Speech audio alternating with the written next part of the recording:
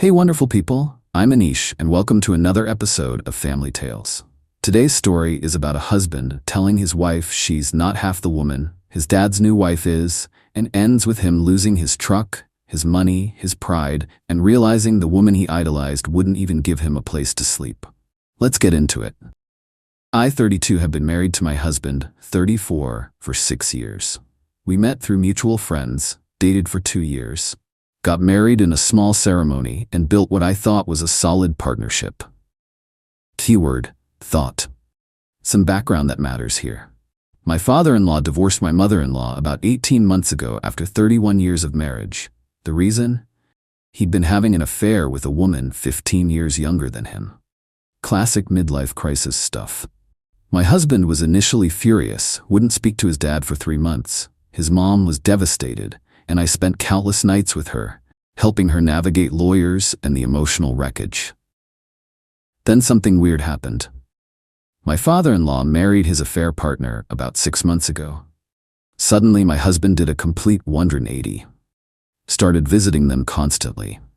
Came back from every visit talking about how amazing the new wife was, how she really knows how to take care of a man, how she makes everything from scratch, keeps the house spotless, looks put together 24/7.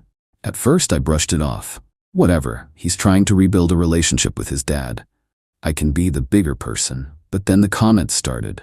Babe, why don't you ever make homemade pasta? She makes it twice a week. Did you see how she had appetizers ready when we walked in? That's what hosting looks like. She works out every morning before dad wakes up. Maybe you could try that? Each comment was a tiny paper cut. Individually survivable? Collectively? Death by 1,000 slices. The thing is, I work full-time as a paralegal at a busy firm. I commute 45 minutes each way. I handle most of our household finances because my husband is, how do I put this kindly, financially challenged. I pay for his truck because his credit was trashed when we met. The truck is in my name. I co-signed his credit card to help him rebuild credit. I meal prep on Sundays, keep the house reasonably clean, and still somehow find time to maintain relationships with friends and family. But according to my husband, I'm not doing enough. Because I'm not her. Last Thursday was the breaking point. We'd just gotten back from dinner at his dad's place. The new wife had made some elaborate spread, beef Wellington, homemade bread, 3 desserts. Fine. Good for her. She doesn't work and has a housekeeper 3 days a week. Different circumstances, different output. I get it. We walked into our apartment and my husband looked around at our normal, lived-in space and sighed. Actually sighed, like he was disappointed to be home. What? I asked, already exhausted. Nothing. It's just, being over there reminds me what a real home could look like. A real home. You know what I mean. She puts in effort. The details, the presentation, you don't even try anymore. I felt something snap. Not dramatically, not loudly, just a quiet internal click, like a circuit breaker flipping off. I work 50 hours a week, I said calmly. I manage all our bills. I pay for your truck. I cook at least 4 dinners a week. See, this is what I mean. He threw his hands up. She never lists what she does, she just does it, with grace. You're always keeping score. Because someone has to or nothing gets paid. That's when he said it. The thing I'll never unhear. You're not half the woman my dad's new wife is. Honestly, I don't know what happened to you, but it's embarrassing. I stared at him, my husband of 6 years, the man I'd built a life with, who I'd supported through job losses, through his parents' divorce, through his own financial disasters, and he was embarrassed by me. I smiled, actually smiled, because in that moment I felt clarity I hadn't experienced in years. Maybe you should go live with them then, I said, since she's so amazing and I'm such a disappointment. He rolled his eyes. Don't be dramatic. I'm not being dramatic, I'm being serious. If she's the standard I can't meet, go live there. I'm sure she'd love to cook for you and fold your underwear. He laughed, actually laughed like I'd made a joke. Whatever, I'm going to bed. He walked past me to the bedroom. I stayed in the living room thinking. And then I made a decision. The next morning, I was up before him. Made coffee, for myself only. When he stumbled out expecting breakfast, the kitchen was clean but empty. No eggs? I'm not half the woman your stepmom is, remember? I'm sure she'd make you some. He looked confused but left for work without pressing it. Probably assumed I'd get over it. Here's what I did that day. 1. Called my bank and canceled the auto pay on his truck. The loan is in my name, but it's his vehicle, his problem now. I'd been paying $487 a month for 4 years on a truck he insisted he needed. 2. Stopped by the grocery store on my lunch break, bought food for 1, meal prep portions for 1. My fridge now had my clearly labeled containers. His side? Empty. 3. Texted my mother-in-law to check in on her. We'd remained close despite everything. She deserved to know what her son had become. 4. Hired a cleaning service to come once a week, for my spaces only. Living room, my home office, bathroom. His man cave, not included. That night, my husband came home to no dinner, no clean laundry waiting, and a wife who was peacefully reading a book in the living room. What's for dinner? Whatever you make yourself, or order, or drive to your dad's. Are you seriously still mad about last night? I looked up from my book. I'm not mad. I'm just accepting my limitations as a woman. You said I don't measure up, so I'm removing myself from the competition. That's so petty, is it? I thought it was graceful. No scorekeeping, just acceptance. He ordered pizza and ate it alone in the kitchen. I went to bed early with a sheet mask on and the door locked. The next week was interesting. He tried to outweight me. I remained committed. His truck payment was due on the 15th. He didn't pay it because he assumed I had. I hadn't. His credit card, the one I co-signed, had a payment due on the 20th. He missed it. Laundry piled up in the spare bathroom. I didn't touch it. The apartment got messier on his side. I kept my spaces clean. By day 10, he finally confronted me. What is your problem? You're acting like a child. I'm acting like someone who heard her husband clearly. You want someone who does everything with grace and never asks for acknowledgement. That's not me. I told you. Maybe you should go live with your dad. I'm not moving in with my dad. Then figure out how to exist here without my labor. Because I'm done being compared to a woman who doesn't work and has help. She doesn't have help. She literally has a housekeeper named come 3 times a week. Your dad mentioned it at Thanksgiving, but sure, she does it all herself. His face went red. He hadn't known that detail, or hadn't cared to remember it. This is ridiculous. You're my wife. You're supposed to... I'm supposed to what? Serve you? That's not what marriage is. It's supposed to be a partnership.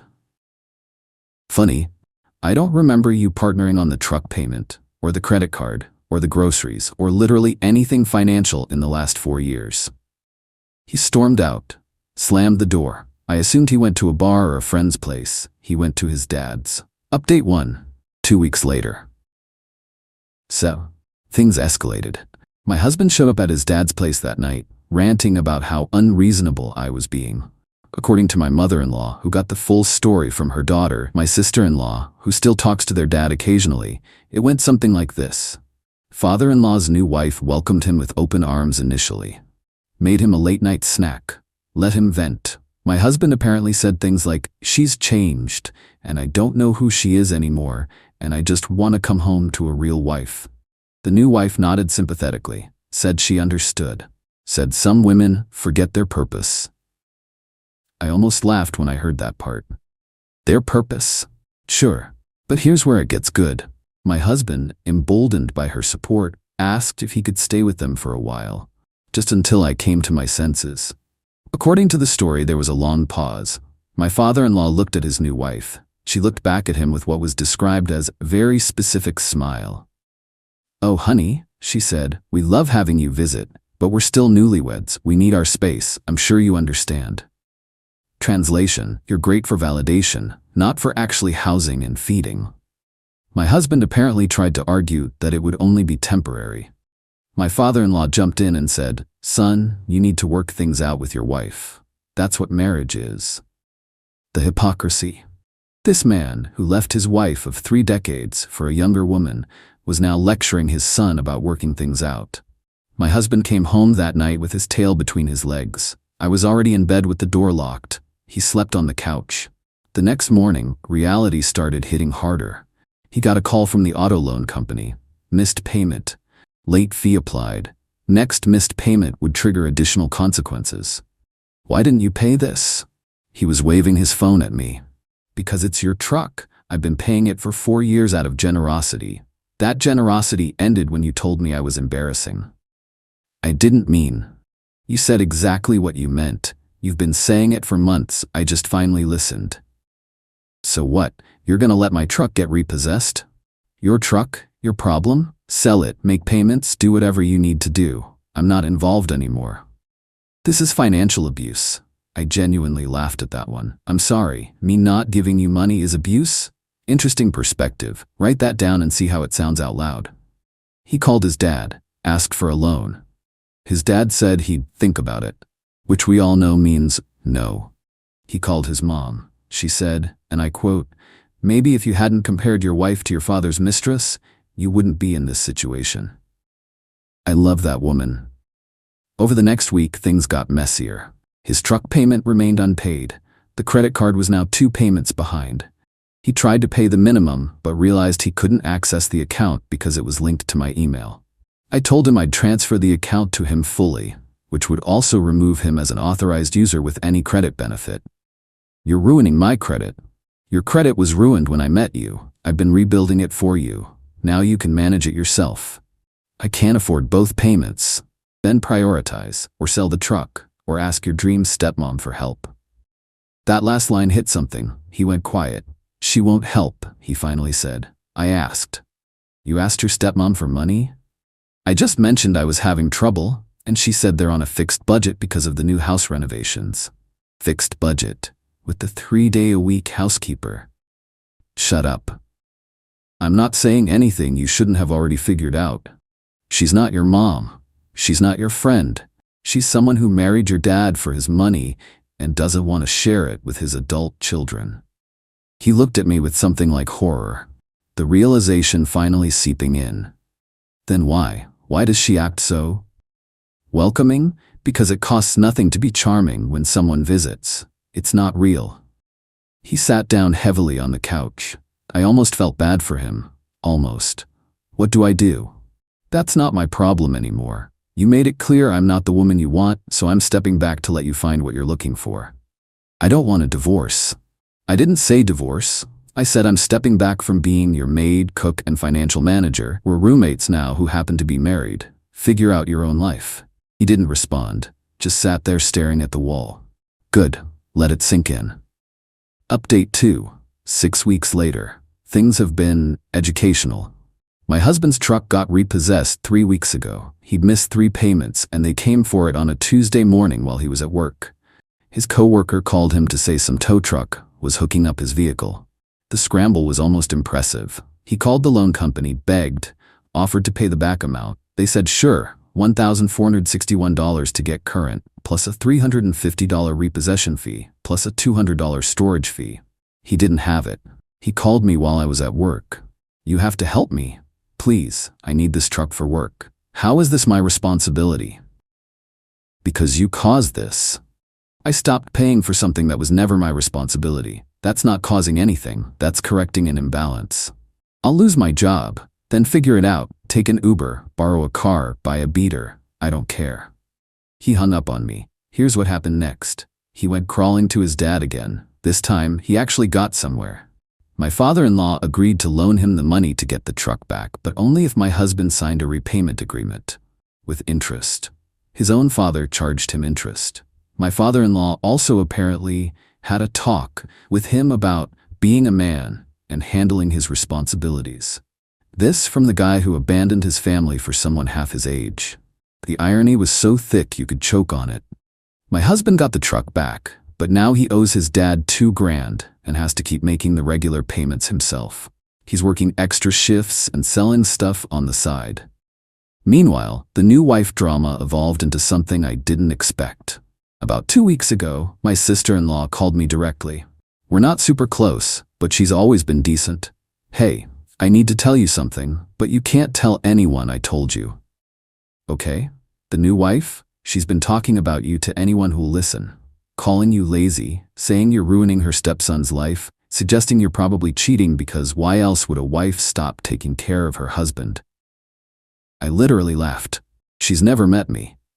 I know. But she's building a narrative. Top just wanted you to be aware. So this woman, who refused to let my husband stay with them, who wouldn't loan him a dime, who barely knows me, was trashing me to their social circle. Fascinating. I decided to let it play out. Didn't engage, didn't defend myself, didn't even mention it to my husband. Because here's what I've learned. People who talk like that eventually expose themselves. And she did. Last weekend was my father-in-law's birthday, family gathering at their place. My husband wanted to go, wanted me to come, wanted us to present a united front. Why would I go somewhere I've been publicly trashed by the hostess? His face fell. She didn't. She did, your sister told me, but it's fine. Go enjoy the party. I'll stay here. I don't want to go alone. Then don't go. He went alone.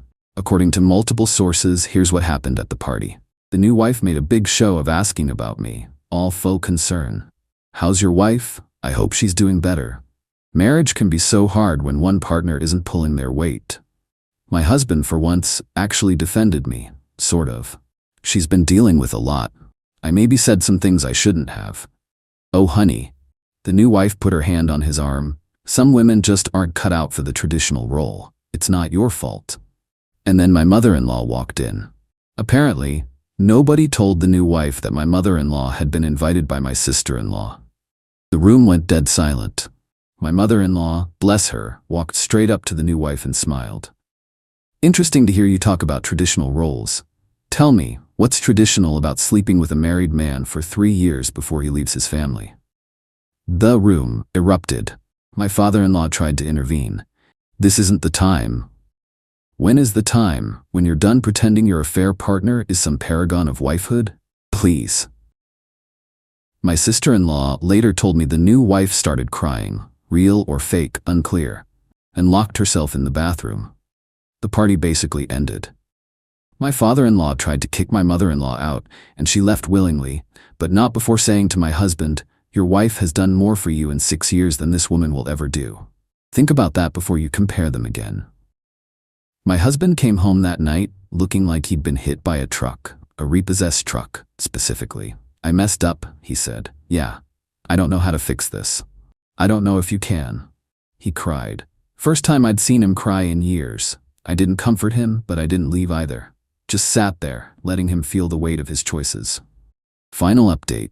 3 months later. Here's where we ended up. My husband and I are separated. Not legally yet, but practically. He moved out about 5 weeks ago, renting a room from a coworker. We're doing marriage counseling, his idea, which surprised me, but I'm not optimistic. The thing about betrayal is that it's not just about the act. It's about what it reveals. My husband didn't just insult me, he showed me that for months, maybe years, he'd been building a fantasy of what a wife should be based on a woman who literally exists to perform that role. He compared my real, working, contributing life to a curated performance and found me lacking. That's hard to come back from. Counseling has been illuminating. Our therapist, a no-nonsense woman in her 60s, has been systematically dismantling his assumptions. You expected your wife to work full-time, manage all finances, and also perform the domestic role of a stay-at-home spouse? She asked in our 3rd session. I guess when you put it that way. I'm putting it the only way it can be put. That's what you wanted. That's what you compared her unfavorably against. Is that realistic? He couldn't answer. She also made him list every financial contribution he'd made to our marriage in the last 4 years. The list was short, very short. Meanwhile, I'd been paying his truck, his credit card, the majority of rent, utilities, groceries, insurance. The imbalance was stark on paper. You were essentially being supported by your wife while criticizing her for not doing enough, the therapist said. How does that feel to see? He looked sick. I didn't realize. You didn't want to realize. The reality of his situation has also set in. His credit is worse than before because of the missed payments. His dad expects repayment on that loan and keeps asking about it. His stepmom has apparently grown cold toward him, probably because he's no longer useful for making her look good now that the family drama has exposed her. Oh, and the best part? My father-in-law is having financial troubles. Turns out the renovations the new wife insisted on went way over budget. They've had to let the housekeeper go. The new wife is now actually having to maintain her own home, and according to my sister-in-law, she's struggling. She burned dinner twice last week, my sister-in-law reported gleefully. Like, Smoke alarm going off burned. The woman who makes everything from scratch? Apparently not so much when there's no one to prep ingredients and clean up after her. Funny how that works. My husband and I have had honest conversations now. Really honest. I was jealous of how happy my dad seemed, he admitted during one session. After the divorce, he was miserable. Then he got with her and suddenly he's traveling, smiling, living this great life. I wanted that. So you wanted me to become someone who could give you that feeling? I guess. That's messed up, right? Yeah, it is. I was comparing you to a performance. She was always performing when I visited. That's not real life. No, it's not. He's apologized, multiple times in various ways. I believe he means it. But here's the thing about breaking something. The cracks remain even after you glue it back together. We're taking it slow. He's working on himself. Actually working on himself with his own therapist, his own financial plan, his own life management. First time in years he's been fully responsible for his own existence. I've been focusing on me. Got a promotion at work, started taking pottery classes on Tuesday nights, reconnected with friends I'd neglected because I was too busy being everything to everyone. My mother-in-law has become a genuine friend through all this. We get lunch together regularly. She's thriving post-divorce, bought herself a little condo, started a book club. I wasted 30 years trying to be perfect for a man who didn't appreciate it, she told me recently. Don't make the same mistake. I won't. Will my husband and I make it? I genuinely don't know. He hurt me deeply. The words he said, the way he made me feel invisible in my own home, the constant comparisons, that doesn't just go away because he's sorry now. But I've learned something important through all this. I don't need to be half of anyone. Not his dream woman, not his stepmom's level, not anyone's standard but my own. I stopped cooking, cleaning, and paying his bills, not as revenge, okay, maybe a little as revenge, but as a boundary. A way of saying, this is where my contributions end if you can't value them. And his response, running to the very woman he'd held up as superior, only to be turned away, proved what I'd suspected all along. She never cared about him. She cared about the image of the perfect blended family, the adoring stepson, the validation. When he actually needed help, suddenly they were on a fixed budget. That's the thing about people who perform. They're great at the performance, but when the curtain closes and real life demands real support, they're nowhere to be found. The last text my husband sent me before I started writing this: I'm sorry I ever made you feel less than. You're worth more than I realized. I'm trying to be someone who deserves you. I haven't responded yet. I'm still deciding if I believe him, but here's what I do know. I'm good. Really good. I pay my own bills, live in my own space, answer to no one who doesn't respect me. And if that makes me not half the woman his stepmom is, cool. I'll take it. My girlfriend said, I used your social security number to open store cards. They're offering great discounts. She'd racked up $23,000. I replied, smart shopping. Then I filed identity theft reports with all 3 credit bureaus and the FTC. When the fraud investigators showed up at her workplace with a warrant, I, 32 male, was checking my credit score for a car loan application when I saw it. My score had dropped 180 points in 6 months. Impossible. I pay everything on time, never carried a balance, pulled my full credit report. There they were. 7 store credit cards I'd never opened. Nordstrom, $4,200 balance. Macy's, $3,800. Target, $2,900. Best Buy, $3,100. HomeGoods, $2,400. Victoria's Secret, $3,600. Ulta, $3,200. Total $23,200 in debt I didn't know existed. My hands went numb. Vanessa, 29, my girlfriend of 18 months, walked in from the bedroom carrying shopping bags. Again. Hey babe, got the cutest boots today. Nordstrom had this insane sale. Vanessa. My voice came out flat. Did you open credit cards in my name? She froze, just for a second, then smiled like I'd asked about the weather. Oh yeah, I was going to tell you about that. See, they were offering these crazy discounts for new cardholders, like 40% off your first purchase. And you have such good credit, so I figured, you used my social security number. Well yeah, but it's not a big deal. I'm paying them, see? She waved her hand dismissively. I make the minimum payments every month from my account. I stared at her. There's $23,000 in debt here, Vanessa. But I saved so much money with the discounts. That's how stores trap you with regular prices. This way we're actually coming out ahead. We? Yeah. I mean, I bought stuff for both of us. That TV in the living room? Best Buy card. Those sheets you love?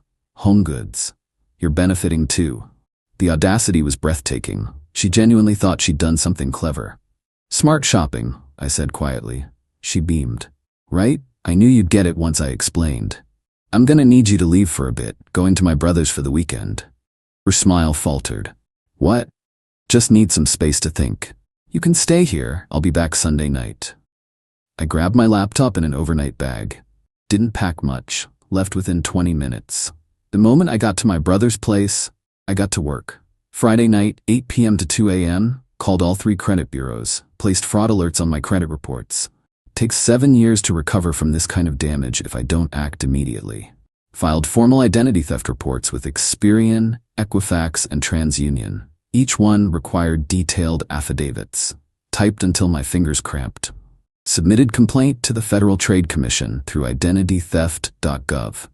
Created my official identity theft report and recovery plan. Printed everything. Made copies. Organized it all in a folder. Called the non-emergency police line, explained the situation. Officer said to come in first thing Saturday morning to file a report. Saturday morning, 9 a.m., police station. Brought all my documentation. The officer taking my report, Officer Reynolds, was maybe late 30s. He read through everything with this increasingly concerned expression. So your girlfriend admitted to opening these accounts? Yeah, she thinks she was doing me a favor with the discounts. He actually laughed. Not mean, just disbelief. That's a new one. You're doing the right thing filing this. Identity theft is serious, even between partners. We'll open an investigation. Got my police report number. Case officially filed. Started the dispute process with each store. Had to send copies of my police report, FTC complaint, and sworn affidavits stating I did not open these accounts or authorize anyone to use my information. Each store had their own fraud department. Each required phone calls, certified letters, more paperwork. By Saturday night, I'd been on the phone for 6 hours total. My brother Kyle brought me dinner. Man, she really screwed you. Yeah. You gonna press charges? Already did. Filed the police report. Rest is up to the investigators. She know yet? Nope. Gonna tell her tomorrow when I get back. Kyle shook his head. Good luck with that. Sunday evening. Got home around 6 p.m. Vanessa was on the couch watching TV, surrounded by more shopping bags. Hey, you're back. How was Kyle's? Fine. Set my bag down. We need to talk. She muted the TV. Okay. Pulled out my folder. I filed identity theft reports with the credit bureaus, the FTC, and the police. Silence. Then, you did what? Identity theft reports. What you did is a federal crime, Vanessa. You stole my identity to commit fraud. Her face went from confused to angry in seconds. Are you serious right now? I'm your girlfriend. I didn't steal anything. You used my social security number without permission to open credit accounts. That's identity theft. But I was helping. Those discounts saved us hundreds. And created $23,000 in debt that's destroying my credit score. So, I'm making the payments. Minimum payments on $23,000 means years of interest, Vanessa. And it's still fraud. She stood up. You filed a police report? Against me? Against whoever committed identity theft using my information. I just reported the crime. This is insane. You're trying to get me arrested for shopping? For fraud. We're together. Couples share stuff. Not social security numbers, not without permission. She grabbed her phone. I'm calling my mom. She'll tell you how crazy you're being. Go ahead. She stepped into the bedroom. I could hear her voice rising, muffled through the door. Phrases like being a psycho and over some shopping. She came back out 15 minutes later. My mom says you're being controlling and abusive. She's a paralegal. She knows the law. She says couples can't commit identity theft against each other. Your mom's wrong and not a lawyer. You're ruining my life over nothing. I'm protecting my credit and my identity. You need to find somewhere else to stay. You can't kick me out. I live here. Lease is in my name. You're not on it. I'm asking you to leave. Are you breaking up with me? Yeah, Vanessa, I am.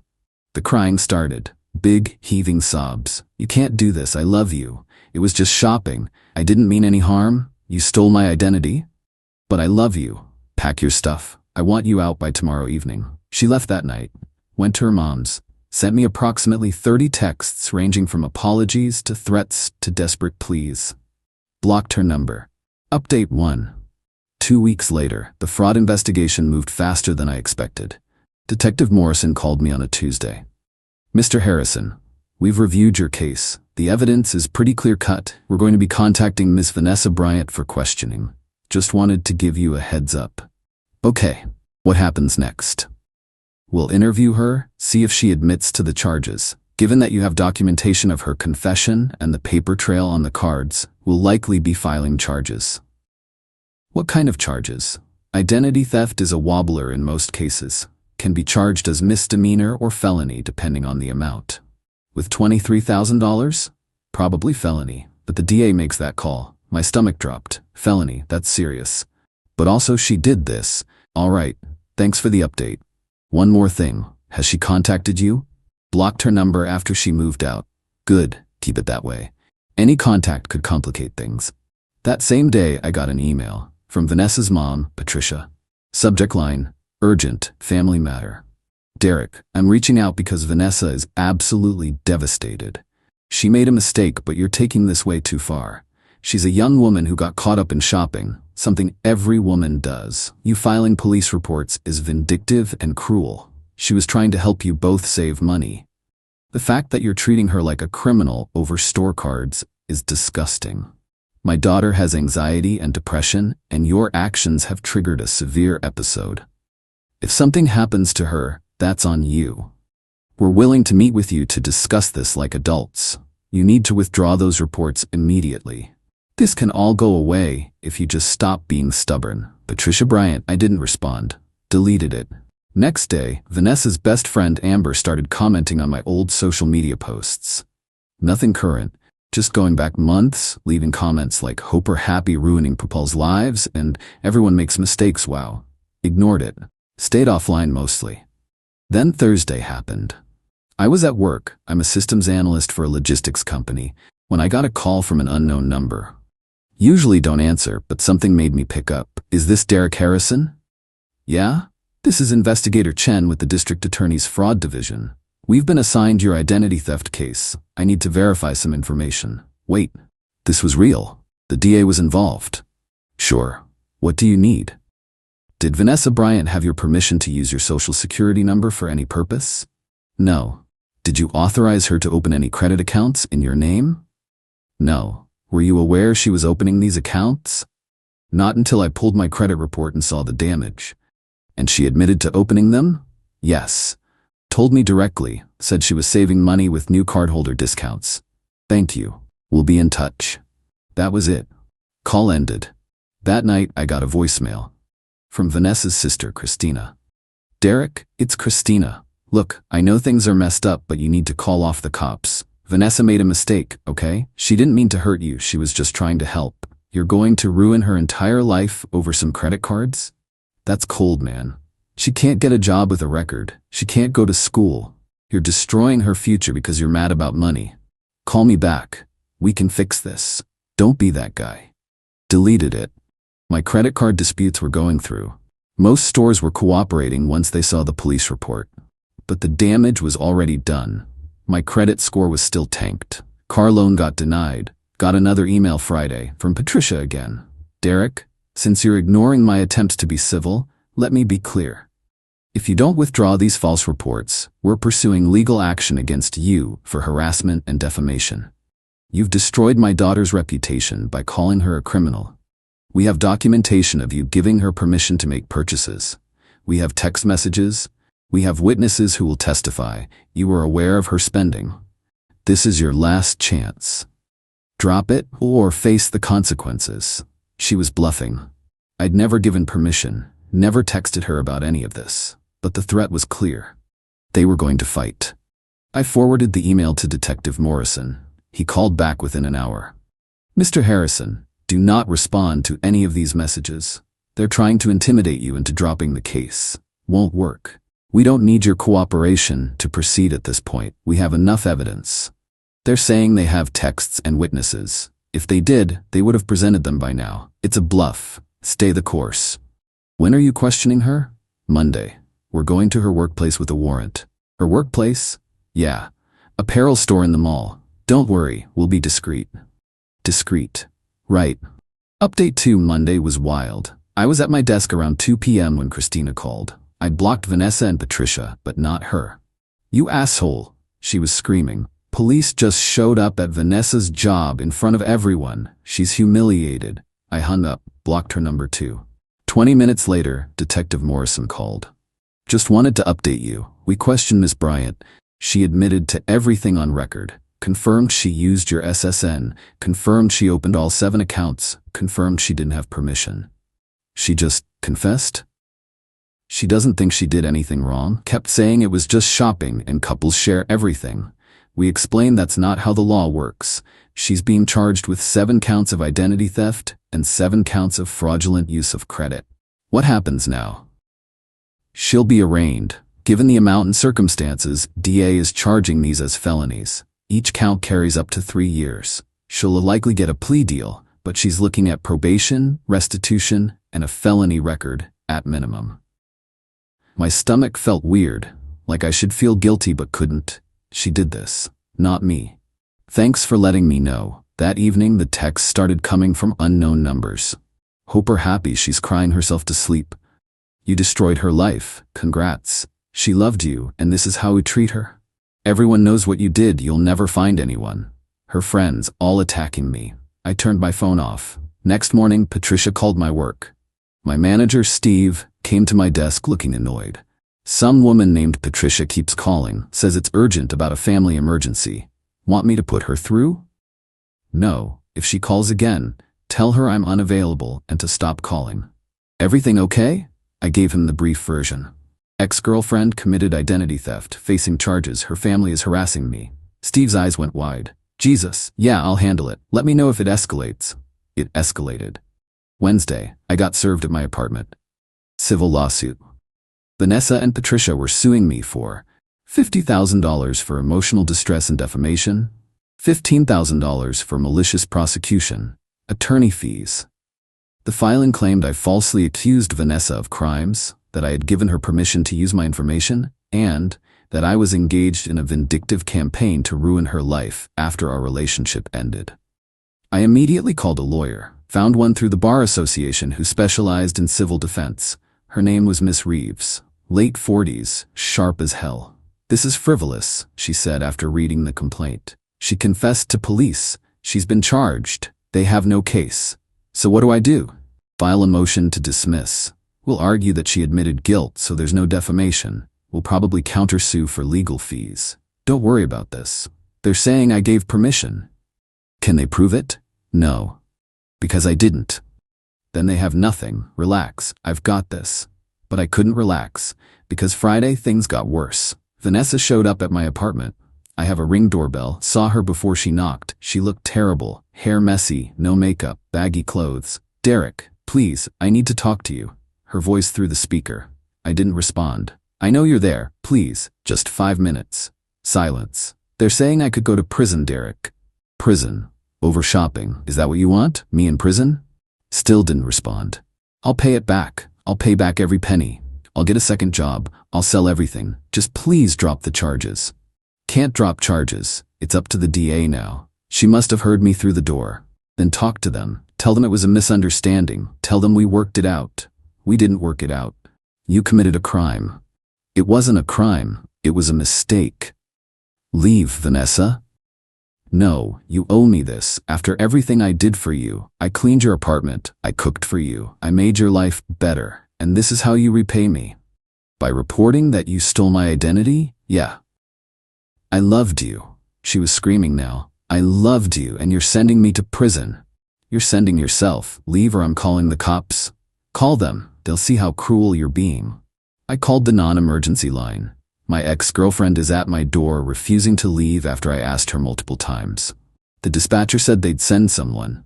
Vanessa heard me. You're calling the cops on me again? Are you kidding? She kicked my door, hard, then again. Vanessa, stop. You stop ruining my life.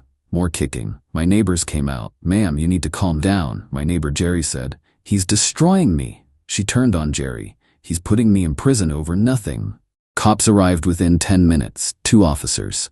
Vanessa was still crying on my doorstep. Ma'am, you need to leave the property. I just want to talk to him. He won't talk to me. He doesn't have to talk to you. You need to leave. But he's ruining my life. They eventually walked her to her car. One officer came back to my door. You want to press charges for the property damage? I looked at my door. She'd scuffed it pretty bad. Couple dents. No, I just want her to leave me alone. We'll document this. If she comes back, call us immediately. Update 3. Final resolution. The trial, plea hearing was 3 months later. Mr. Reeves got the civil lawsuit dismissed within 6 weeks. Judge threw it out, said Vanessa's confession to police proved she committed the acts, so there was no defamation. Ordered Vanessa and Patricia to pay my legal fees, $3,200. They haven't paid it, probably never will. But the lawsuit is gone. The criminal case moved slower. Vanessa got a public defender who tried to argue she didn't understand the severity of what she'd done. That she thought couples could share financial information. That she was naive, not criminal.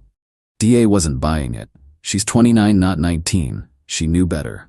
They offered a plea deal, plead guilty to 3 felony counts, down from 14, 5 years probation, $23,200 restitution to me, 200 hours community service, mandatory financial literacy classes. Her lawyer tried to push back, asked for misdemeanors. DA said no. Day of the hearing I went. Mr. Reeves came with me for moral support. Vanessa was there with Patricia and Christina. All 3 glared at me like I'd killed someone. The judge reviewed the plea agreement. Miss Bryant, do you understand that by pleading guilty you're admitting to committing these crimes? Yes. Vanessa's voice was barely audible. And you understand that this will result in a felony conviction on your record? Yes. Do you wish to accept this plea agreement? Pause. Long pause. Then, yes. Very well. The court accepts your guilty plea. Sentencing came 2 weeks later. Judge gave her exactly what the plea deal outlined. 5 years probation, restitution, community service, classes. Ms. Bryant, the judge said, identity theft is a serious crime. It doesn't matter that you were in a relationship with the victim. You stole his identity and destroyed his credit. That you don't seem to grasp the severity of your actions concerns me.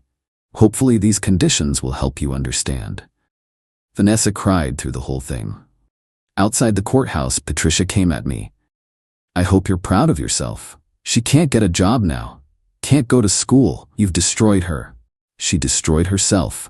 She made one mistake. 7 counts. All felonies. Not my choice, hers. Christina jumped in. You're a monster. She loved you. Then she shouldn't have committed fraud against me. They kept yelling, but I walked away. Nothing more to say. 3 months after sentencing, I'm still dealing with the aftermath. My credit score has improved, but only to 630. Still terrible. The accounts are being removed slowly. Bureaus are slow as hell with fraud cases. I got approved for a secured credit card to start rebuilding. Had to put down $1,000 as collateral. Starting from scratch. The restitution? Vanessa's paid $300 total. She's supposed to pay $250 monthly. She's already behind. I can report her to probation, but honestly, I doubt I'll ever see that money. That's just reality. Her social media went dark after the conviction. Don't know what she's doing now, don't care. Patricia sent one final email 2 months after sentencing. Derek, I hope you can live with yourself. My daughter can't find work because of the background checks. She's depressed, she can barely function, all because you couldn't forgive one mistake. You didn't just ruin her life, you ruined ours too. We're supporting her financially because of what you did. I hope when you're old and alone, you remember this. Remember that you destroyed a young woman's life over money. Patricia. I deleted it. Didn't respond. Some people, mutual acquaintances, have sided with Vanessa. Said I took it too far. That couples work things out, that I should have just made her pay it back privately. But here's the thing. She didn't ask. Didn't tell me. Didn't think what she was doing was wrong even after I explained it. And when caught, she doubled down. Called me controlling. Got her family to attack me. She never apologized. Never showed real remorse. Just kept saying it wasn't a big deal, and I was overreacting. Even in court, even pleading guilty, she didn't seem to understand that stealing someone's identity, even your boyfriend's, is a crime. The tears were about getting caught, not about what she did. My credit is wrecked.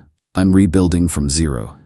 Car loan denied, so I'm driving my old car that barely runs. Can't get approved for an apartment with my score, so I'm stuck in my current place even though I wanted to move. That's my consequence for being the victim.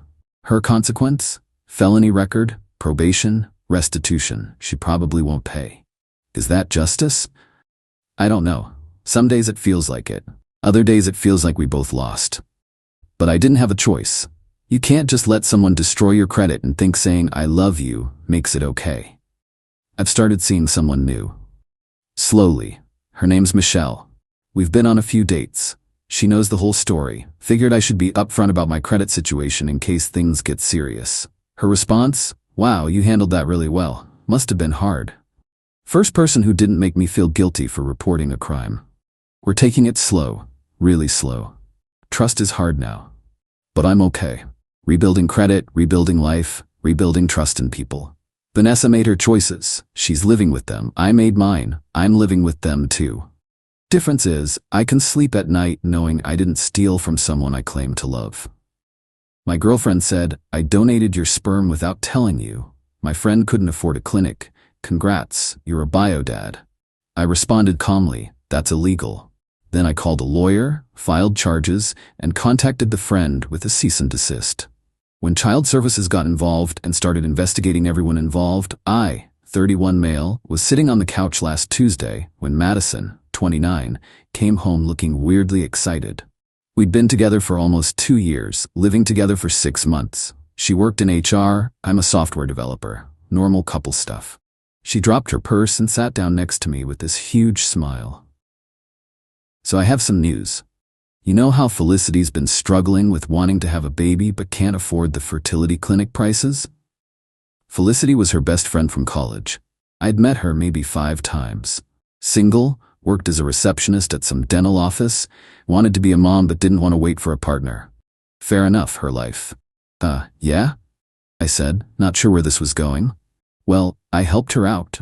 Remember those samples you gave at the urologist last year when you were worried about that infection? My blood went cold. What about them? She was still smiling, like she'd done something amazing. I work in medical billing, so I have access to the lab system. I convinced the technician I knew to let me have one of your frozen samples, told her it was for us, for our future family planning. Then I gave it to Felicity. She did an at-home insemination last month, and it worked. She's pregnant. Congrats, you're going to be a bio-dad. I stared at her. My brain couldn't process what I was hearing. You? What? I helped Felicity get pregnant with your sperm. She couldn't afford the $15,000 for a clinic and donor sperm, so I figured since we're probably going to have kids together anyway, why not help her out? You've always said you wanted to help people. The room was spinning. Madison, that's my biological material. You can't just give that away. That's illegal. She rolled her eyes. Oh, don't be dramatic. It's just some cells. You aren't using it, and now Felicity gets to be a mom. Isn't that beautiful? No, I said, my voice way calmer than I felt. That's reproductive theft and fraud, and probably half a dozen other crimes. Crimes? She laughed. You're being ridiculous. It's a favor between friends. Nobody got hurt. I stood up, pulled out my phone, started recording. Madison, I need you to explain again, on camera, exactly what you did. Why are you recording me? Because what you just admitted to is multiple felonies, and I need documentation. Her face changed, first confusion, then anger. Are you serious right now? I did something nice. I helped my best friend become a mother. You should be honored. Honored that you stole my genetic material and used it without my consent? That you committed fraud to access medical records and samples? That you potentially made me legally responsible for a child I never agreed to father? You're overreacting. No, I'm calling a lawyer, right now. I walked into the bedroom and shut the door. My hands were shaking as I searched for a reproductive rights attorney in our area. Found one with good reviews, left a voicemail explaining the basics and asking for an emergency consultation. Then I called the urologist's office, explained what happened. The receptionist transferred me to their office manager, who transferred me to their legal department. Within 15 minutes, I had confirmed they were launching an internal investigation into how my sample was accessed and removed from storage. When I came back out, Madison was on the phone. I don't know, he's freaking out about it. Yeah, I told him. He's being such a jerk about this, Mom. I sat down and waited for her to finish. She hung up and glared at me. My mom thinks you're being selfish. Your mom doesn't understand the law. What you did is theft. And depending on how the friend used the sample, there could be additional charges. If she forged any documents claiming to be me or claiming I consented, that's fraud too. Oh my God, stop. You sound like such an asshole right now. Felicity is over the moon. She's finally going to have the baby she's always wanted. Why can't you just be happy for her? Because I didn't consent to fathering her child, Madison. Consent matters in everything. It's not like you have to raise it. She's not asking you for anything. That's not how it works legally. And even if it was, that's not the point. The point is you violated my bodily autonomy. You stole genetic material from me. You committed crimes to do it. She stood up, grabbed her keys. I can't deal with you right now. I'm going to Felicity's. Maybe you'll calm down by the time I get back. She left. I sat there for a long time, just processing. Then I made a list, called a criminal defense attorney my coworker had recommended once, left another voicemail, started documenting everything, the date I gave the sample, the date she told me, her exact words, the recording I'd made. The attorney called back that night. His name was Vincent, been practicing for 20 years. I explained everything. Holy hell, he said. Okay, first thing tomorrow, you need to file a police report. This is reproductive coercion, theft, fraud, probably HIPAA violations on the medical facility's part. Second, we need to get ahead of any potential paternity claims. Third, you need to decide if you want to pursue civil damages. What are we looking at here? For her, criminal charges that could mean jail time. For you, you need protection from any future claims on that child. The fact that she's already born or will be born doesn't make this legal. You had no knowledge, no consent. We can establish that from the start. And my girlfriend? Ex-girlfriend, I'd recommend. She committed serious crimes, and she doesn't seem to understand that. Update 1. Filed the police report Wednesday morning. The detective's face, when I explained what happened, was something else. He said they'd seen reproductive coercion cases before. Women stealing condoms, men sabotaging birth control, but never quite like this. The medical facility angle makes this bigger, he said. That's federal stuff, potentially. HIPAA, medical records fraud, will need to coordinate with the DA's office. Madison came home that evening. I'd packed her stuff, had it in boxes by the door. What is this? She asked. You need to leave. Are you kidding me? You're kicking me out? You committed multiple felonies, Madison. Yes, I'm kicking you out. You need to find somewhere else to stay. I paid rent here. Your name's not on the lease. You paid me rent. Here's the prorated amount for the rest of the month. I handed her a check. Take your things and go. You called the cops? She was looking at her phone. Felicity just texted me. Detectives came to her work and questioned her. What the hell, Nathan? What did you think was going to happen? You stole medical samples and gave them away. That's a crime. It was a favor. It was theft. Her mom showed up 20 minutes later. Janet, mid-50s, worked as a paralegal. You'd think she'd understand the legal implications. You'd be wrong. Nathan, this is absurd, Janet said, barging in. Madison was trying to help someone. You're going to ruin her life over this? She ruined her own life by committing crimes. She didn't hurt anyone. She stole my genetic material. She violated my reproductive rights. She committed fraud to access medical records. Those are serious crimes, Janet. Nobody sees it that way. It's just a favor between friends. The police see it that way. The DA's office will see it that way. And honestly, I don't care how you see it. Madison was crying now. I can't believe you're doing this. I thought you loved me. I did, before you proved you don't understand consent or basic legal boundaries. What about Felicity's baby? You're going to ruin her life too? Felicity participated in fraud. She used stolen genetic material. If she signed any documents claiming I consented, that's more fraud. She made her choices. Janet pointed at me. You're a cold, heartless bastard. That baby is innocent. The baby is also not my responsibility. I never agreed to father it. When this goes to court, that'll be established. When this goes to court? Madison's voice went shrill. You're suing us? My lawyer's drawing up a cease and desist for Felicity. She's not to contact me, not to list me on any birth certificates, not to make any claims of paternity. If she violates that, yes, there will be a civil suit. The criminal charges are already filed. My phone rang. Vincent, I answered. Nathan, just got word from my contact at the DA's office. They're taking this seriously. Probable cause for multiple charges.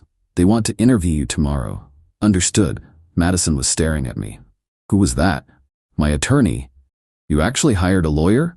For this? For multiple felonies, yes. Janet grabbed Madison's arm. Come on, honey, we're leaving. Let him rot in his self-righteousness. They loaded up her boxes. Before leaving, Madison turned back. Felicity's baby deserves a father. You're going to regret abandoning your own child. It's not my child. I never consented to create it. And that'll be legally established. They left. I locked the door and sat down. My hands were still shaking. The next few days were a blur. Gave my statement to detectives, provided all documentation. The urologist's office confirmed the sample was accessed improperly, that Madison had used her medical billing credentials to gain access to the lab system, that she'd convinced a technician it was for our personal use. The technician was fired. The facility's legal team contacted me. They'd be cooperating fully with the investigation and had already implemented new security protocols. Friday afternoon, Felicity called from a blocked number. I let it go to voicemail. Nathan, it's Felicity. Please, I'm so sorry. I didn't know Madison didn't have your permission. She told me you'd agreed to help me out. She said you guys had talked about it and you were fine being a donor. Please don't press charges. I'm 8 weeks pregnant. I can't lose this baby. Please. I forwarded it to Vincent. That's good, he said. She's admitting she knew where the sample came from. Shows knowledge. Might help establish intent. What happens now? DA decides on charges. Could be anywhere from theft to fraud to reproductive coercion. Depends on how aggressive they want to be. The medical facility angle makes it federal potentially. And Felicity's involvement, if she knew the source and participated anyway, she's liable too. What about the baby? That's complicated. You have no parental rights and no parental obligations if this is handled correctly. The baby was conceived without your consent using stolen genetic material. Courts have handled similar cases before. You're not legally the father. And if Felicity tries to claim I am, then we go to court and establish the facts. You have documentation, recordings, police reports. You'll be fine. Update 2. The DA filed charges 2 weeks later. Madison, felony theft, fraud, computer crimes, accessing medical records, HIPAA violations. Felicity, conspiracy to commit fraud, receiving stolen property. Madison's lawyer sent a letter saying the charges were excessive and vindictive, and that I was weaponizing the legal system against a woman who was just trying to help a friend. Vincent's response letter was beautiful. Outlined every crime, every statute, cited case law about reproductive rights and consent. Ended with, your client committed serious felonies. Mr. Reeves is entitled to pursue all legal remedies. Then the social worker showed up. She knocked on my door on a Thursday evening, showed her ID, Child Protective Services. Mr. Reeves, I'm Darlene from CPS. We need to talk about the baby that's going to be born in about 7 months. I let her in, offered coffee. She declined. I've read the police reports, she said. This is unprecedented in my career, but we need to establish the child's welfare situation. Miss Felicity Nguyen is claiming you're the biological father and that you've abandoned your child. I'm not the father, not legally. The sample was stolen. I never consented. I understand that's your position. But biologically, if this baby is born and tests show you're the genetic father, there are welfare considerations, which should be addressed to the person who stole my genetic material and the person who used it knowing it was stolen. That's not how CPS works, Mr. Reeves. We're concerned with the child's well-being. And I'm concerned with the violation of my reproductive rights. I have no obligation to this child. I never agreed to father it. She made notes. Have you considered that once this child is born, they might want to know their biological father? That child can know their biological father was the victim of a crime, that their mother participated in fraud, that none of this was consensual. You seem very detached from this situation. Because I am. This child is not mine in any meaningful way. It's the product of theft. The court will decide that. Yes, it will. and I have extensive documentation proving I never consented to any of this." She left after an hour of questioning. Vincent said it was standard procedure but irritating. "They're trying to establish if you're going to be a resource for the child," he explained. "Answer honestly. Stick to facts. Don't let them guilt you." Madison's mom sent me a Facebook message. "You're gonna burn in hell for what you're doing to that innocent baby. Felicity is struggling financially and emotionally, and you're making it worse. Be a man and take responsibility." I screenshot it and sent it to Vincent. More evidence of harassment. 2 days later, Felicity's lawyer sent a demand letter. She wanted $2,500 a month in child support starting immediately, medical expenses, and a guarantee I'd be listed on the birth certificate. Vincent laughed when he read it. "She's delusional. Let me handle this." His response was brutal. "Your client participated in fraud to acquire stolen genetic material. She has no legal claim to anything from Mr. Reeves. Any further harassment will result in additional civil action. Your client should be more concerned with the criminal charges she's facing." Then Madison showed up at my work.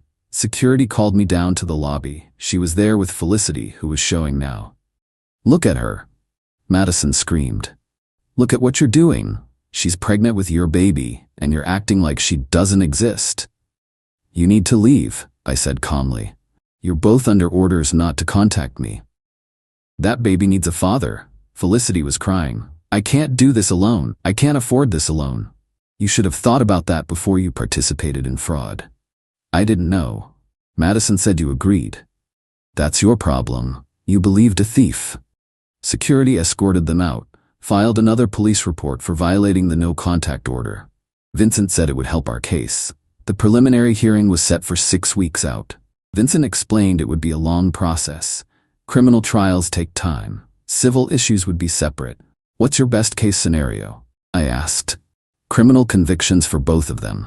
Clear establishment that you have no parental rights or obligations. Civil settlement for your legal fees and emotional distress. Restraining order that holds up. Worst case, they plead down to lesser charges. You still get your parental rights clarified, but they do less time. Felicity raises the kid on her own. You're free, but it's messy. I can live with messy as long as I'm free." Madison's parents tried to approach me at a coffee shop. I got up and left. They followed me to my car. "Please," Janet said. "Madison's looking at jail time. Real jail. She made a mistake. Can't you just drop this?" "No. She's my daughter. She's a criminal. She violated my most basic rights. I don't care that she's your daughter." "What about Felicity's baby?" "Not my problem. Not my responsibility. Not my child." "You're a monster," her dad said. It was the first time I'd heard him speak. A real man would step up. A real man respects consent and personal boundaries. Your daughter doesn't. That's why she's facing charges. I drove away, blocked both of them on everything. Final update. The trial took 4 months. Madison pleaded guilty to reduced charges, felony theft, misuse of medical records. Got 2 years probation, $5,000 fine, community service. Could have been prison time, but her lawyer worked a deal. Felicity pleaded guilty to conspiracy, receiving stolen property. 18 months probation, $3,000 fine. Both have felony records now. The civil case settled. They paid my legal fees, $18,000 split between them. Also signed documents permanently waiving any claims of paternity, child support, or involvement from me. The baby was born 3 months ago. Girl. I know because the final court order mentions it. I'm legally not the father. Not on the birth certificate. No rights, no obligations. The judge's order specifically states the conception was non-consensual and criminal in nature. Felicity's parents are apparently helping her raise the kid. She lost her job when the criminal charges became public. Madison's still living with her parents, working temp jobs. No one will hire her with the felony on her record. My mom thinks I was too harsh. That baby didn't do anything wrong, she keeps saying. Neither did I remind her. I was the victim of a crime. Lost some friends over this. People who think I should step up or be the bigger person. Apparently, my boundaries and consent don't matter as much as a baby that wouldn't exist if not for crimes committed against me. My therapist says I'm handling it well, considering. Says most people couldn't process this level of violation. The nightmares are getting better. The ones where I wake up panicking about legal papers or child support claims. Dating's off the table for a while. Hard to trust anyone after someone you loved used your body against you. That's what it was. She used my body, my genetic material, without permission. Violated me in one of the most fundamental ways possible. Vincent says if Felicity ever tries to contact me or make any claims, we go straight back to court. The settlement agreement is ironclad. She signed away any rights to involve me. If she violates it, she pays penalties and potentially more jail time. Sometimes I wonder about the kid. Not because I feel paternal, I don't. But because she's going to grow up eventually and find out how she was conceived. That her existence started with her mother participating in a crime. That her biological father wanted nothing to do with her because he never consented to creating her. That's sad. But it's not my responsibility to fix it. I didn't create that situation. Madison and Felicity did. I sold my place last month, moved across the state. New job, new apartment, new everything. Can't risk running into them accidentally. Can't risk Felicity deciding a few years from now that she wants me involved after all.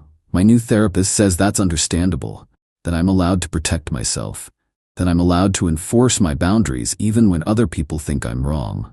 The whole thing still feels surreal sometimes, like it happened to someone else. But then I see the court documents, the settlement agreement, the restraining order. All very real. All proof that two people I trusted committed crimes against me and thought they were doing something good. Madison sent a letter last week. Not to me, she knows better. But to my lawyer, who forwarded it, said she understands now what she did was wrong. That she's in therapy. That she hopes someday I can forgive her. I won't. Forgiveness is for people who make mistakes. What she did wasn't a mistake. It was deliberate, calculated theft of my genetic material for someone else's benefit. She chose her friends' wants over my fundamental rights. That's not a mistake. That's who she is. And I'm glad I found out before we had kids together, before I married her, before I tied my life to someone who doesn't understand consent. The legal stuff is over. The emotional stuff will take longer. But I'm free. No child support, no custody battles, no ties to people who violated me. That's the win. Not a happy ending, not closure, just freedom. And some days that's enough. My wife forgot my 30th birthday to go to a concert with her friends. She texted, "Grow up, adults don't celebrate." I forgot to pay her credit card bill that month. When she called screaming about her declined card, I said, "Grow up, adults pay their own bills." I, 30 male, turned 30 last Tuesday. Big milestone, right? Been with my wife, 28, for 6 years, married for 3. We've always celebrated birthdays. Not huge parties, but dinner, cake, presents, the usual. She plans elaborate stuff for hers every year. I show up, I participate, I make it special. This year for mine? Nothing. I woke up Tuesday morning. She was already up getting ready. "Morning," I said, "any plans for today?" She looked at me weird. "Plans? It's Tuesday. I have work." "Right, but after work? Oh, the concert's tonight.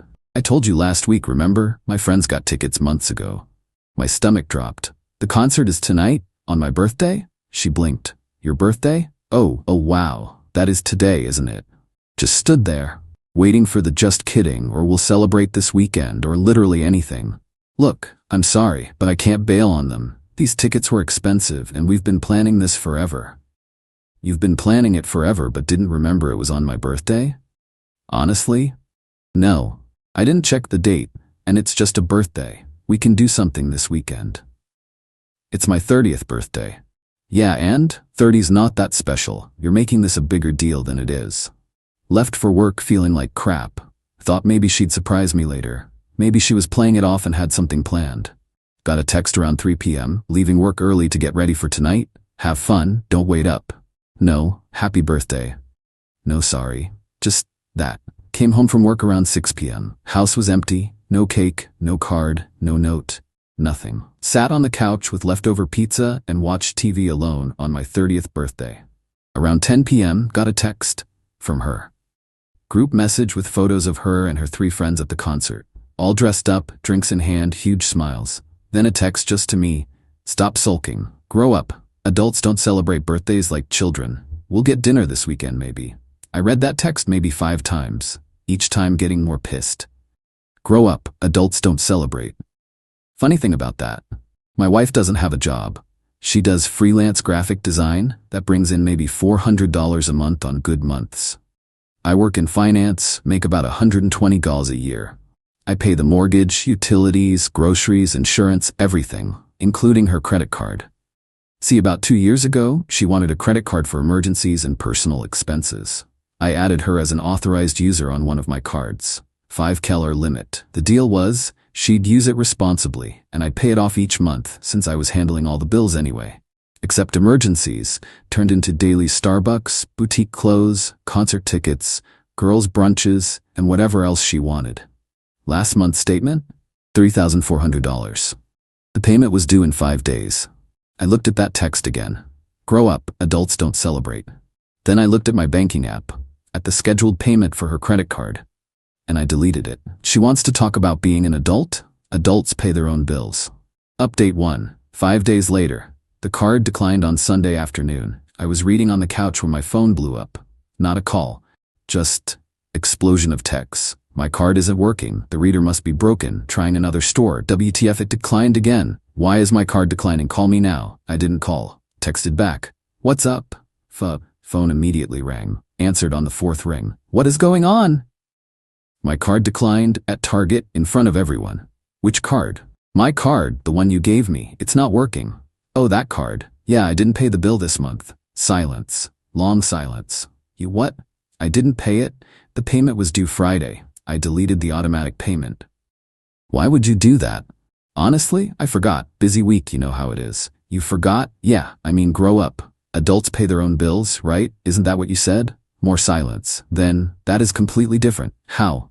Because you always pay that bill. It's automatic. Was automatic, not anymore. So you're punishing me for missing your birthday? Are you serious right now? Not punishing anyone, just forgot. Like you forgot my birthday. These things happen. This is financial abuse. I actually laughed. Financial abuse? It's my credit card. You're an authorized user. I'm not obligated to pay for your Target runs. We're married. We share expenses. Do we? Because I pay the mortgage, utilities, insurance, groceries, gas, and apparently your shopping habit.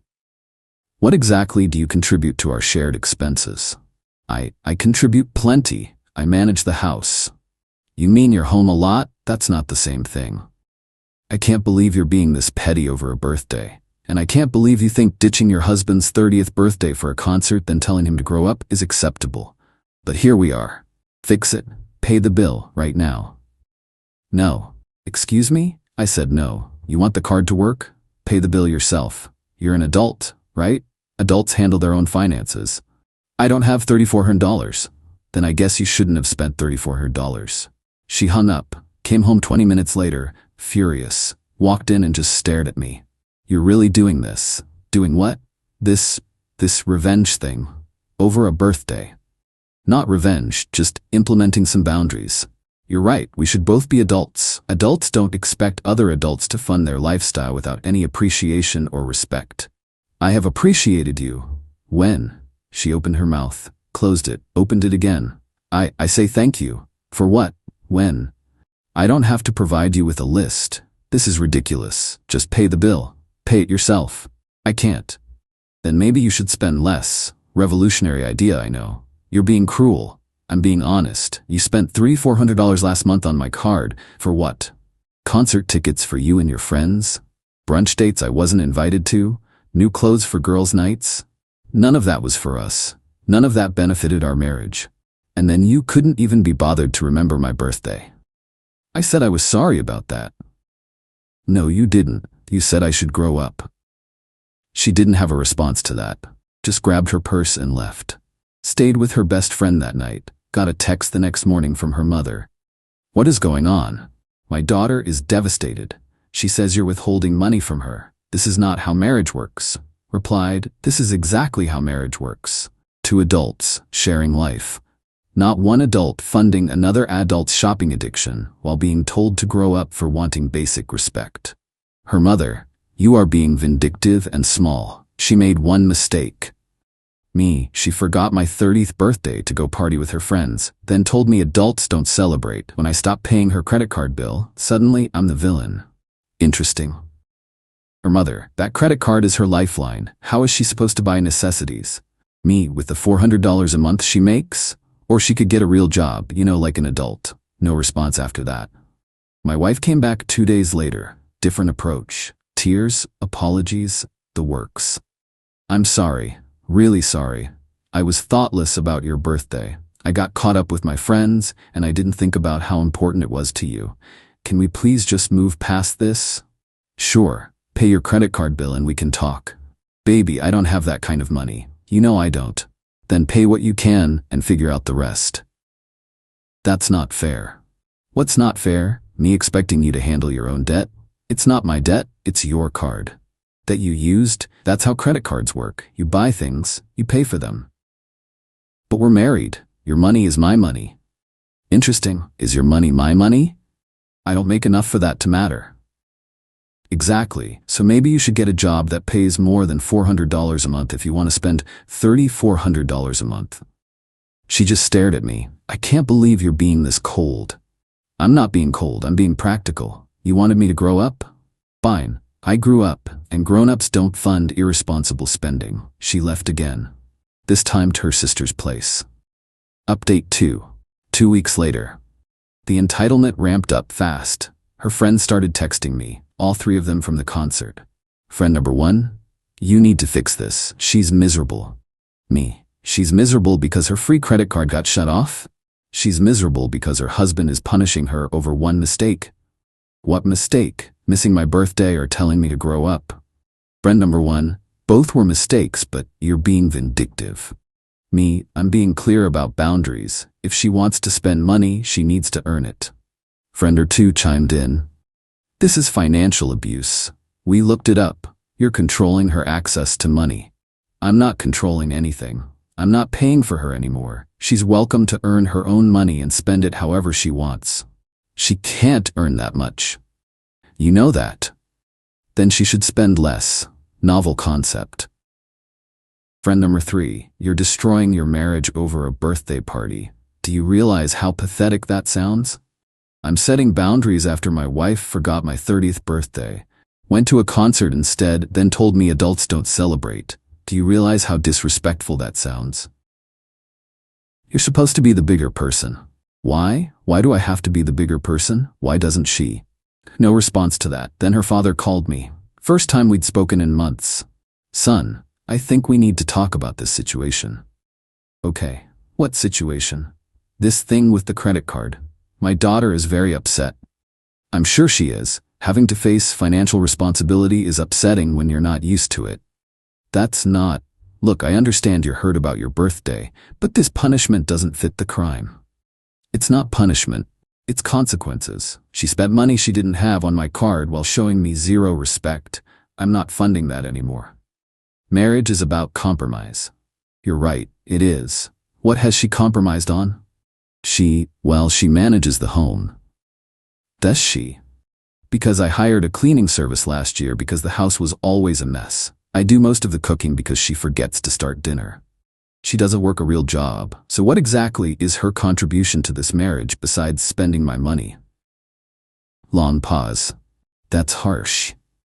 It's honest. I've been thinking about this a lot lately. What does our marriage look like? I work full-time, pay every bill, do half the housework, and fund her lifestyle. She works part-time, making barely anything, spends freely, and apparently can't be bothered to remember important dates. What kind of partnership is that? You sound like you're done with the marriage. I'm done being a wallet. If she wants to be my wife, she needs to act like my partner, not my dependent who resents me. He hung up. My wife showed up the next day with a new strategy, brought her sister along for support. We need to talk, really talk. Okay, talk. I want to understand why you're doing this, what you need from me to fix things. I looked at both of them. Her sister was giving me the stink eye but staying quiet. What I need is simple. I need respect. I need effort. I need you to contribute to this marriage in some meaningful way. I contribute. How? Specifically how? I manage things. I handle the day-to-day stuff. Like what? Give me examples. She floundered. The groceries? I grocery shop. I pick up everything on my way home from work because you're never sure what we need. Well, I organize things. I hired an organizer last year because you kept saying you'd clean out the garage and never did. Okay, fine. Maybe I'm not the best homemaker. But I'm your wife. That should count for something. It does count. It counts for partnership, companionship, love, support. But it doesn't count for a free pass to spend thousands of my dollars while ignoring me. Her sister jumped in. You're being unreasonable. She made a mistake with your birthday. She's apologized. What more do you want? An actual apology would be nice. Not sorry you're upset or sorry but an actual acknowledgement that forgetting your husband's 30th birthday to party with friends, then telling him to grow up, is wrong. My wife, I've said I'm sorry. No, you've said I'm overreacting. There's a difference. Fine, I'm sorry. I'm sorry I forgot your birthday. I'm sorry I went to the concert. I'm sorry I said you should grow up. Is that what you want to hear? I want to hear that you understand why it was wrong. Not just that you're sorry I'm mad. It was wrong because it hurt your feelings. Why was it wrong? Because birthdays are important to you? Because 30th birthdays are milestone events, and your wife should prioritize them.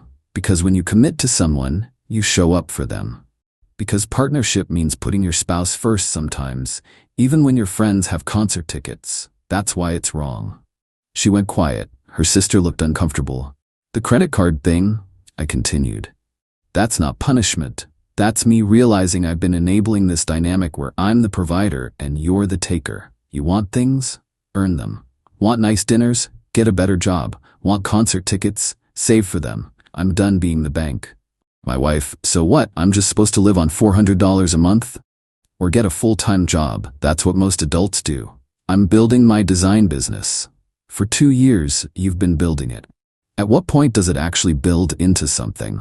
You have 3 clients. 3. That's not a business. That's a hobby. Her sister, you're being really cruel right now. I'm being honest, and honestly, I'm tired. I'm tired of working 60-hour weeks to fund a lifestyle my wife takes for granted. I'm tired of being treated like an ATM. I'm tired of being told to grow up when I ask for basic consideration. My wife started crying, real tears this time, not the manipulation kind. So what now? You want a divorce? I don't know. Do you want to be married to me or married to my bank account? That's not fair. Answer the question. If I lost my job tomorrow and we were living on $400 a month, would you stay? She didn't answer. That told me everything. They left. I sat on my couch and realized my marriage might actually be over. And weirdly, I felt relieved. Final update. 1 month later. My wife moved in with her parents 3 weeks ago. We're separated, not divorced yet, but heading that direction. Here's what happened after that last conversation. She tried one more guilt trip, sent a long email about how I'd changed and become cold and how the man she married would never treat her this way. I responded, the man you married wanted a partner. You wanted a benefactor. Those aren't the same thing. Her best friend tried to organize an intervention. Actually messaged me asking if I'd come to her place to talk things out with my wife and their friend group. I declined. Not interested in being ganged up on by people who think my biggest crime was not paying for concert tickets. The real kicker came 2 weeks ago.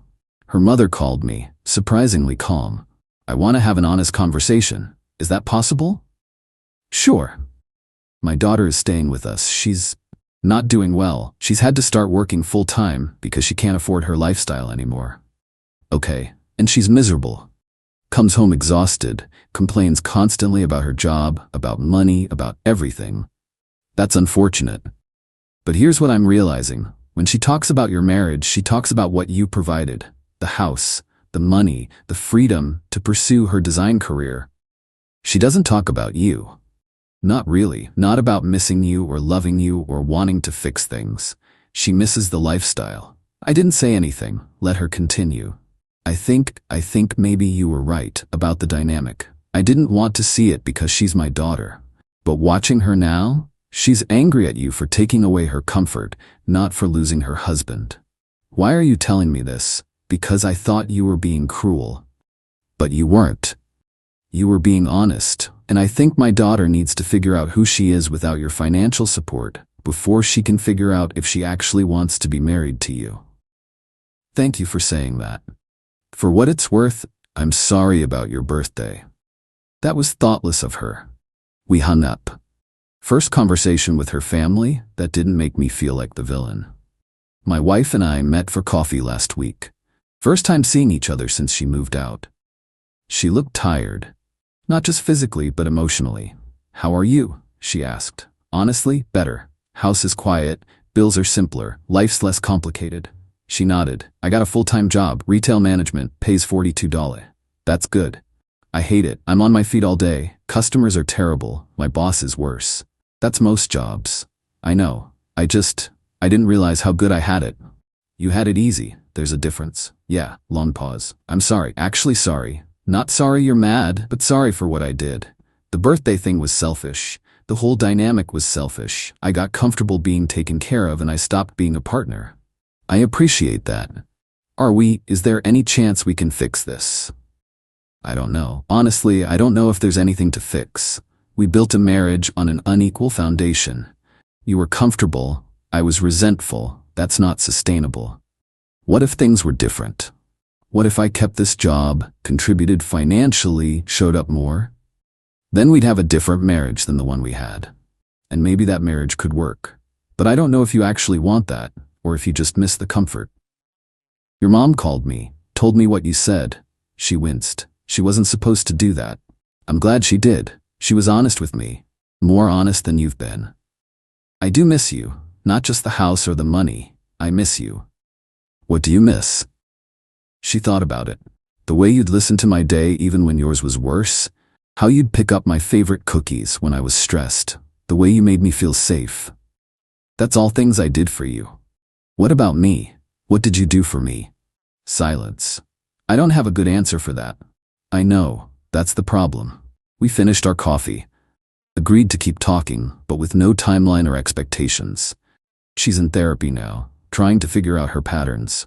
I'm in therapy too, trying to figure out why I accepted being treated like a wallet for so long. The credit card is closed. Paid off the balance, cut up her card, closed the account. Clean slate. Our house is on the market, can't afford it on my salary alone without being house poor, and she can't contribute meaningfully to the mortgage even with her new job. We'll split whatever profit there is after closing costs and the remaining mortgage. We're both looking at apartments now. Separate ones, starting over from square one. I don't know if we'll get divorced or eventually reconcile. Right now, we're just two people who thought they were building a partnership, but we're actually building a dependency. The birthday thing seems stupid looking back. Such a small thing to blow up a marriage over. But it wasn't small, it was the crack that showed the foundation was already crumbling. Her forgetting wasn't the problem. Her reaction to me being hurt was the problem. The grow-up text crystallized everything that was wrong between us. Someone on Reddit would probably say, I should have just talked to her instead of cutting off her credit card. They'd probably be right.